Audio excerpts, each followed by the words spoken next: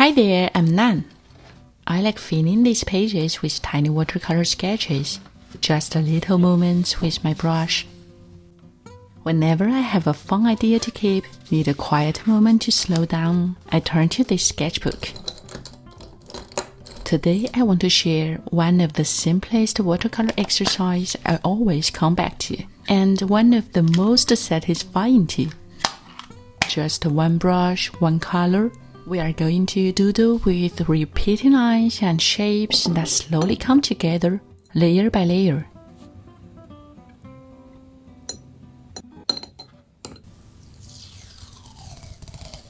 I start by using masking tape to divide my page into 6 tiny squares. Since this exercise uses a lot of layering, working across several squares helps me stay in the flow. Instead of waiting around for paint to dry, I can just move on to the next one.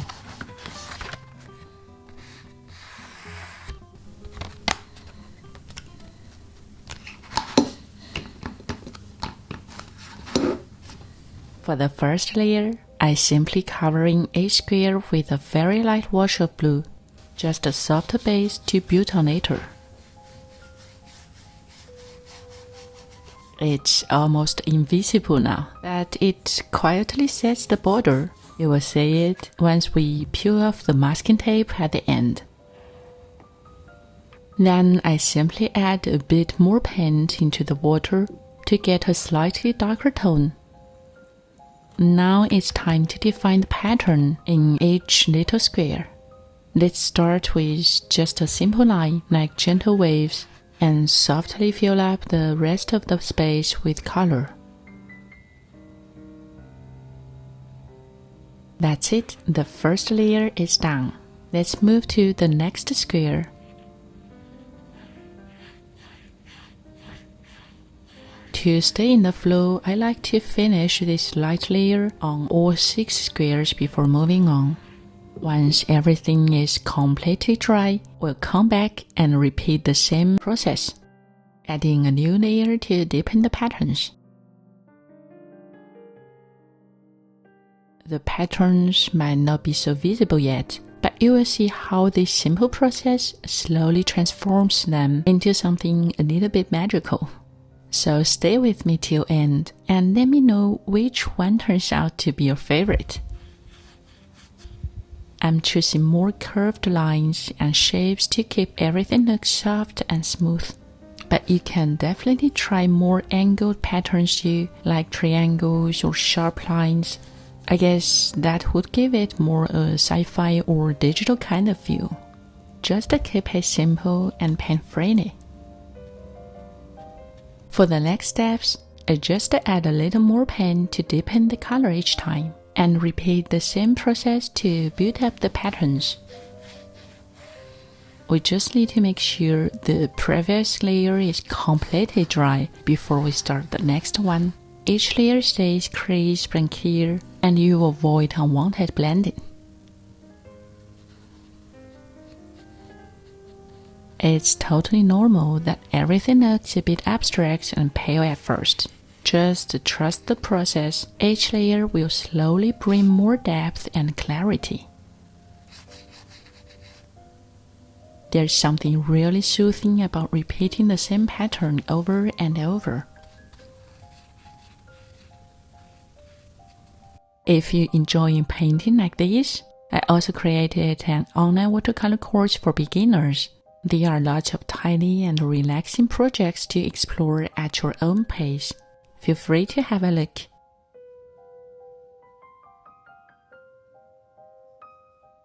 Now you can start to see the shapes showing through. It's always satisfying when things begin to come together like this. When I first tried this exercise, I was so focused on getting the shapes right that I forgot to breathe. Now I try to match my movement with my breathing. This kind of painting is such a good way to check in with yourself. I got a little impatient here and started painting before the last layer was fully dry. You can see how the new shape starts to blend and spread into the previous layer. If you want to bring the border back, just use a clean, dry brush to gently lift the paint. It's a nice little trick to bring those crisp edges back. Sometimes I paint a little slower on purpose, just to give myself time to feel between each stroke. It's such a quiet process, but it's never boring.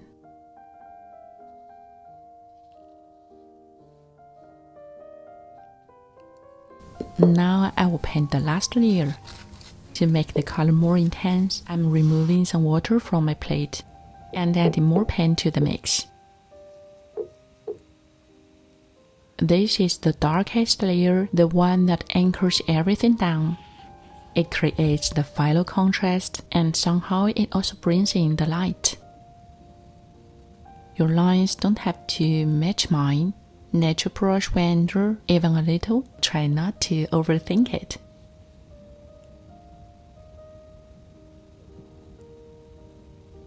Every time I do this, the result is a little different. I love how even with just one color, there's still so much variety. Each square has its own little mood, and I like that.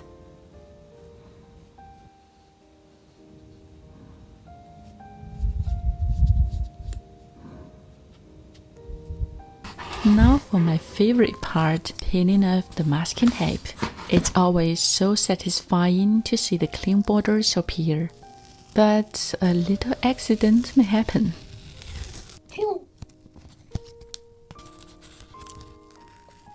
That's okay, we can still enjoy this moment.